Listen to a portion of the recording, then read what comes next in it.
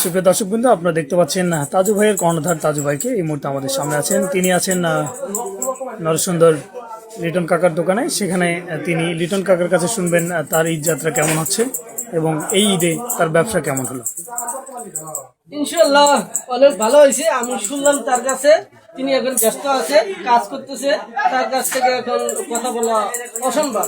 তার কাজ করার আগে আমি তার ইন্টারভিউ আমি নিছি, অনেক সুন্দর। গত বছর থেকে এই বছর ইনকাম ভালো হচ্ছে আর কি। জি তাজু ভাই, কালকে ঈদ উপলক্ষে আপনার পরিকল্পনা কি? আমার আমার ঈদ উপলক্ষে অনেক ভালো, আমি অনেক খুশি। ঈদের দিন আপনি কি কি করতে যাচ্ছেন? আমি ঈদের দিন আমার বন্ধু বান্ধব নিয়ে সবাইকে খুশি রাখতে চাই। সুন্দর ভিডিও বানাবো, অল বাংলাদেশ দেখবে, 18 কোটি মানুষ দেখবে আমাদের ভিডিও। ধন্যবাদ তাজু ভাইকে এতক্ষণ সঙ্গে থাকার জন্য।